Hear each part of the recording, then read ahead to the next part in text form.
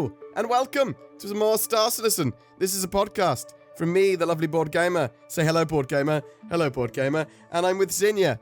Hi, Zin. Hello. Perfect. You see?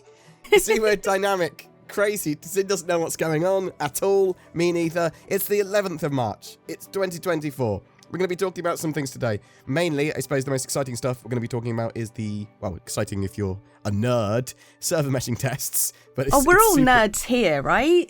That is fair. But it's super important, right? It's like it's a huge milestone that's been, I'd say, smashed. I mean, they're past it. It's gone really well. We'll talk about that in a minute. Obviously, we've got Alpha 3.23 about to start going into proper feature testing with the Evocati. There's an incoming transmission, which suggests that there's that new dynamic event, the Overdrive initiative, about to be run. And we've got some other little bits and bobs that we might talk about from bits from the Persistent Universe monthly report and Stellar Fortuna, things like that. So, first off, how you doing, Zin? You right? Yeah, I'm alright, mate. How you doing? I'm alright, mate. You've got your, at the end of this week, you've got your long holiday. Oh, yeah, it's going to be wonderful. So, Zin and I and a load of our friends and his partner and people all going up to a Airbnb to play board games, video games, catch co-op stuff, and eat delicious food is the idea. It's for Zin and I's birthday as well. Mainly Zin's birthday. Yeah, I organised it. Yeah, you organised it, and also you've got chief birthday operation this year. So Zin's having all the party attention. Next year I get all the party attention, because next year I'm 40. Mm-hmm. I'm not going to diverge how old Zin is. She can, but I'm not. You never say Zinya's age. Ever. No, it makes us disappear. No. But I tell you what, donations and people buying NordVPN referrals, that makes us reappear and become more tangible. Is that a good enough plug? Is that a shameless enough plug? Yeah, I guess so. Perfect. Server meshing's in. Yeah. Okay, so CIG basically gone, we'll do some server meshing tests. And people are like, that's. I thought we were doing more replication layer tests. No. And what about Pyro Playground? Well, let's sort of roll the server meshing and Pyro Playground all into a single tech preview build for Evocati. And it works. I've jumped between Stanton and Pyro. Congratulations. Across multiple servers on the same shard. You say congratulations. Are you actually... Do you feel that this is a milestone within your heart? Or is it sort of like, I don't know, until we have it in our hands, it doesn't really matter? That one. Yeah? Yeah, I want to experience it. So, fair. Yeah, Zin is not Evocati, I am. The transition of moving between servers is... There was no hitching, there was no problems when I actually got through said jump point. There was a lot of problems working out if the jump point worked. So, and the physical VFX of going through the wormhole or the jump point. So it was just a grey, sometimes purpley, sometimes janky. Well, not janky. Sometimes weird-looking mess of a wormhole. No VFX applied to it. The node before you go in, that's quite pretty. That's a wibbly-wobbly ball. There was instructions on how to do it on the Evocati patch notes, but it's a little bit different when you're actually doing it. So you had to sort of like approach the jump point itself, and then press B as if you're quantum traveling. So you sort of spool up, and then a couple of bars will go up. And when the second one has gone up, you have a brief few seconds to get into the portal while the portal is sort of opening. But it's just a UI thing saying it's opening. It looks the same.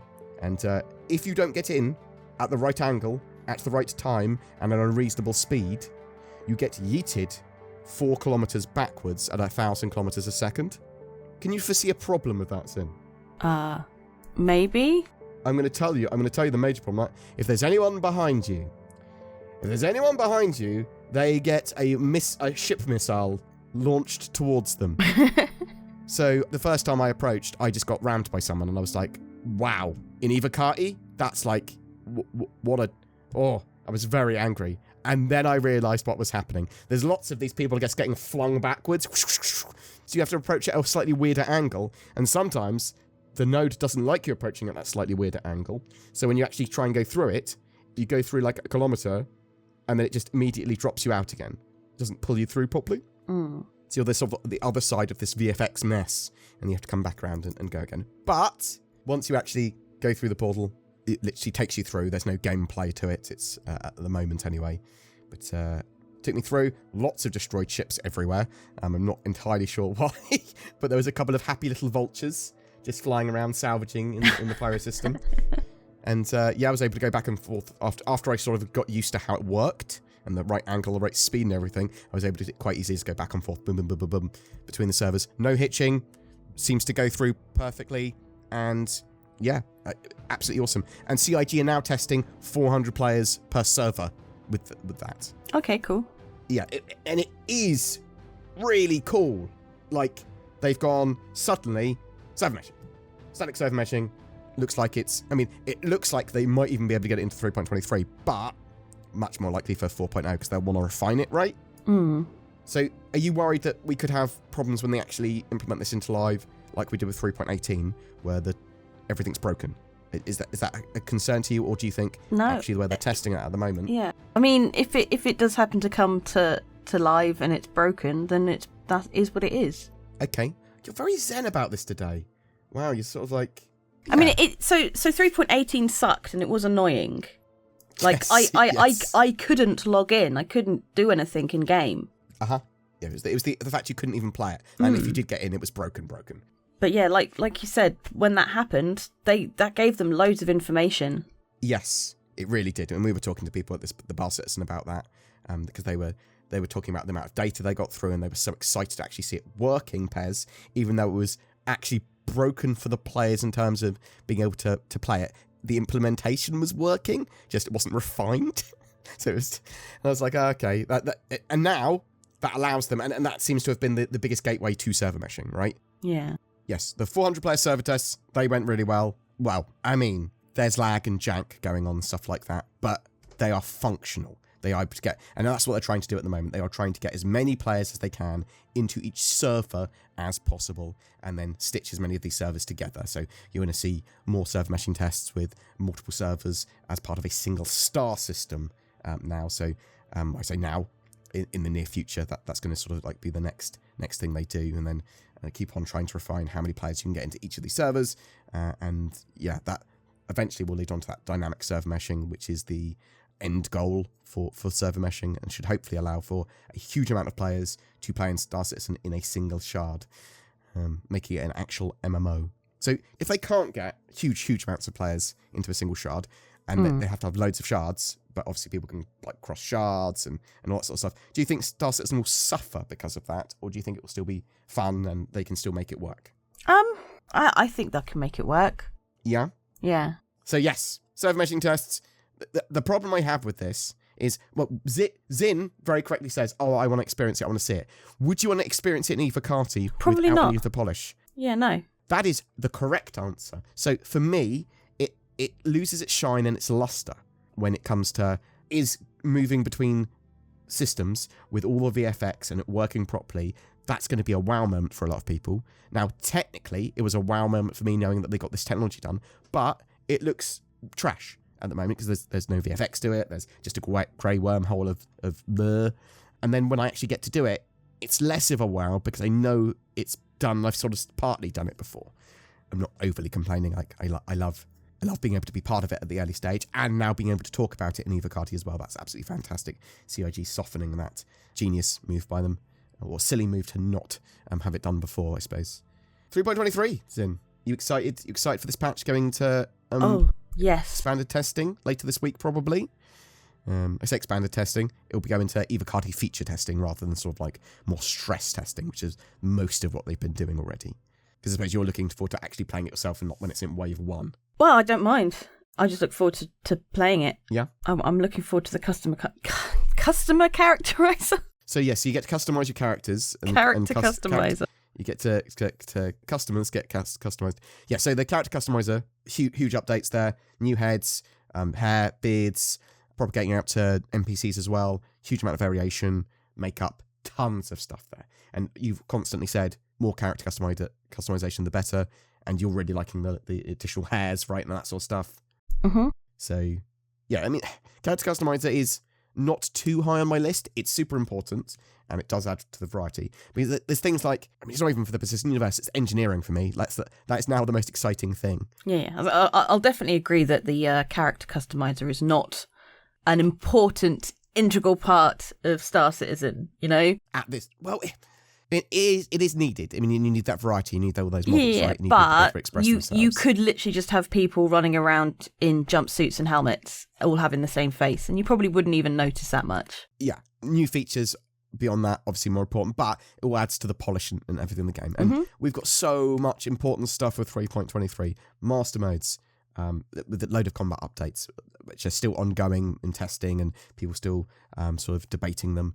Got Star Map and Minimap. Oh, that's cool, right? That means we'll actually be able to get to places more easily as well. The jank Star Map in the game at the moment, not ideal. Probably some new ships and vehicles, but Cloud Imperium haven't said what. Something I actually think that you might quite enjoy, Zin, the addition of graphics options and upscaling. So you might be able to run at higher frame rates, potentially higher scaled resolution, a lot more scale for a lot more players to be able to get the sort of graphics options they want. I've got a replication layer in my notes, but it seems to, obviously they want to get the replication layer in here somewhere, but I mean, they're testing server meshing now, so they know the replication layer works. That would just, I suppose at this point, it would just be a ability to recover the servers if they crash and potentially better throughput of data, maybe. But yeah, tons of FPS improvements and updates and interaction improvements, persistent hangars, freight elevators, cargo hauling, and AI and reputation updates. Just a ton of stuff. And there's a lot more beyond that in there. That's the sort of highlights, and they keep on adding more and more stuff. But yeah. Do you think they'll be able to get all the stuff that they've sort of said they're planning to get in the patch? Or do you think as long as they hit a certain amount, it doesn't really matter? Or do you think they're going to put in even more? I'd be happy with like a couple of bits making it in. Obviously, I'd be happier if they could get it all in. Yeah. But again, I don't mind them saying this is what we're proposing to get done, and then as it gets closer to the time, go, well, this isn't going to make it. This isn't going to make it. This isn't going to make it. Okay, I mean, and that sometimes happens, or it might be that it doesn't make the initial release of 3.23 and it goes into like a 3.23.x patch, right? That sort of stuff happens. Yeah, I'm just happy knowing what their plans are. Yeah. You know, and not all plans come to fruition. And 3.23 is going to be the patch cycle, so probably 3.23.1 that we get the Fleet Week in as well, so that's in May. People should be aware of that because that's when a lot of new ships and vehicles are likely to come into the game as well. So even if they don't release anything with 3.23 initially or only like one or something, expect a lot more pretty soon afterwards. You looking forward to Fleet Weeks in? It's exciting for you, that sort of event? Yeah. Do you have a favourite event at the moment, like XenoThreat or anything? I know I've asked this a million times before, but it might change. Probably XenoThreat and Siege of Orison, that sort of stuff I like. Okay, well, with XenoThreat in mind, Zin, there's been a little sneak peek. It's a little transmission in the newsletter that said processing intel, all pilots on standby, showing lots of little pictures of lots of different sort of selections of missions. And this is looking like it's going to be the Overdrive Initiative, because in the bottom left corner you can see it says Overdrive Initiative, which is their sort of new set of dynamic missions that lead on to XenoThreat. Zin and I have played the data heist ones before, and I've done some bounty ones before. You can sort of like choose your set of missions that you want to do, and then after you get through a load of them, you get some like phase 2, slightly different ones, but they range from bounties to data heists to assaults on security post Korea, or sort of counter assaults, resupplying Jericho Station. Quite a lot of cool stuff there, and it's all like a prelude, it appears to be, of XenoThreat, and it looks like that Alpha 3.23 is going to have XenoThreat 1.2, is what it's deemed, which is a relatively big update to XenoThreat, bring it in line with all the new gameplay systems, and just trying to make that event better. Now, with that in mind, last XenoThreat, pretty broken, unfortunately, and lots of problems and lots of desync and stuff like that. Hopefully, we're going to be in a significantly better state for this newer updated XenoThreat. And is there anything you'd like to see additionally at the XenoThreat, or anything major specifically fixed compared to last time, other than like desync? Because obviously desync was awful. I don't know.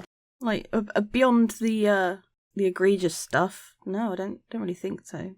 Not off the top of my head. You're sort of just excited to see, or looking forward to seeing the cargo updates coming into here, and just all the stuff that 3.23 and 3.22 sort of brings to improve that event. But there's a load of stuff they could do to further improve XenoThreat for sure.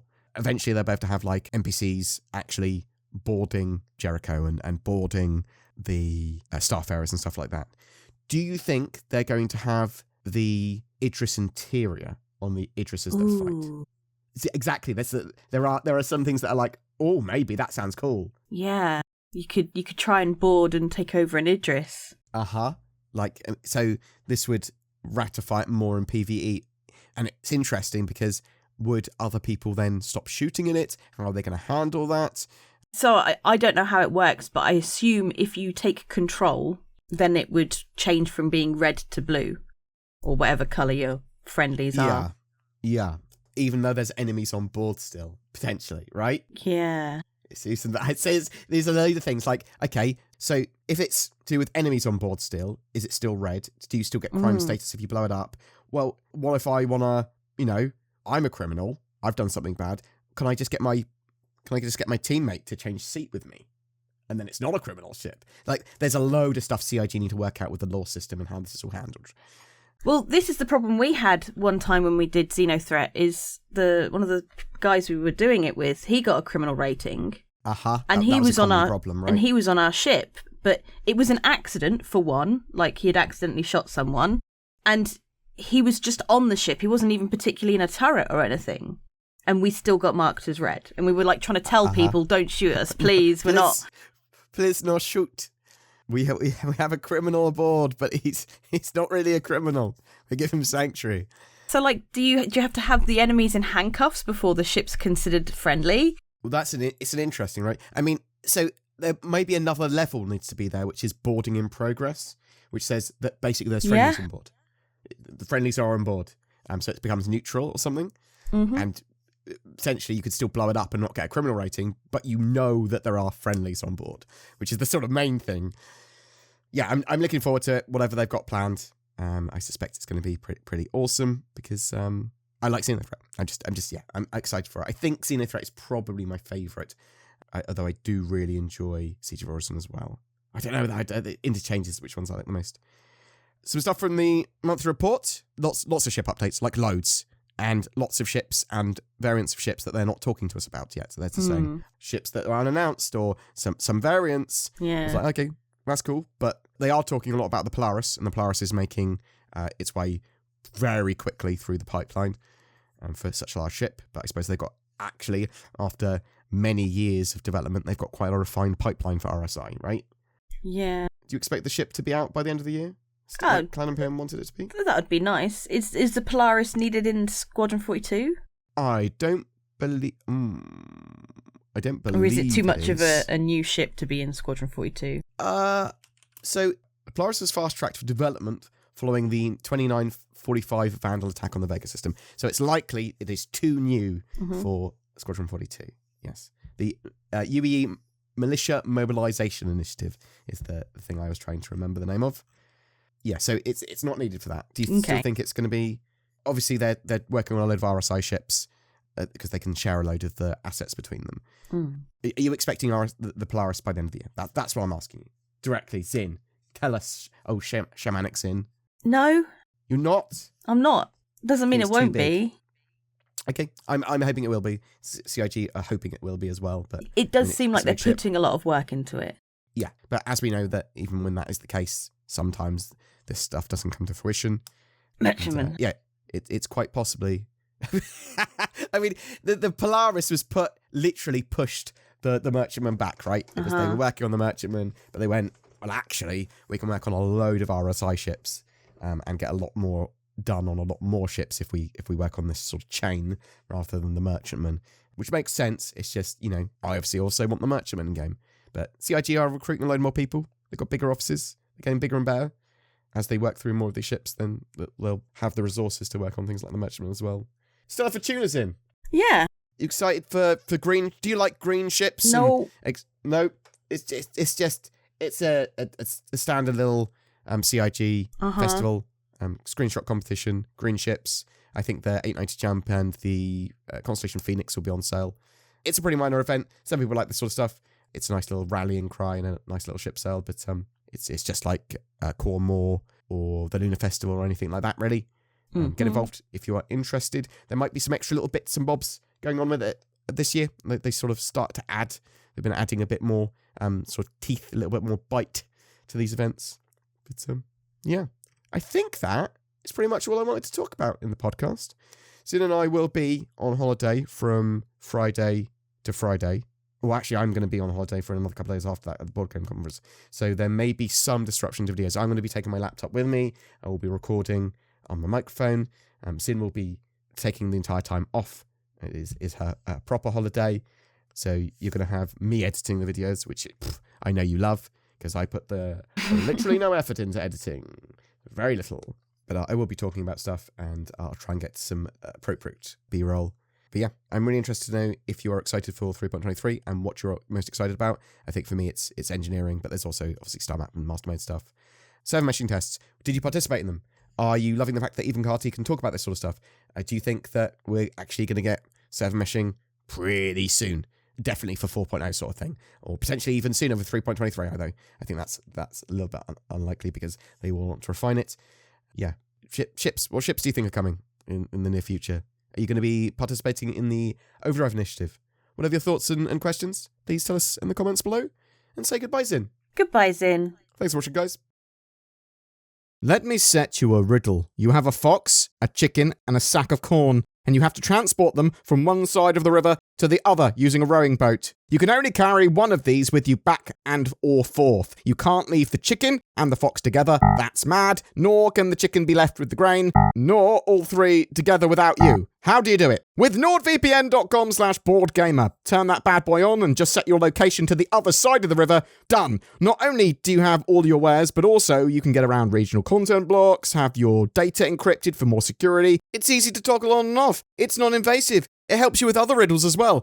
If a sphinx is asking you, what goes on 4 legs in the morning, 2 at noon, and 3 legs in the evening?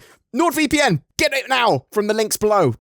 Every month we have a giveaway for a ship, and for March we are giving away an Argo raft with persistent hangars, freight elevators, and hauling missions coming with Alpha 3.23. What better way to experience that type of gameplay than with your own hauler? All you need to do to be in for a chance of winning that is comment on any of our videos made during the month. A single comment per video counts, so get involved with watching all my videos for more chances to win. There's more details in the description. Also, I won't ask you to contact me on Telegram or anything like that. This is my only YouTube account I will use to talk in my comments as well. Occasionally there are scammers about. I don't want people to get tricked.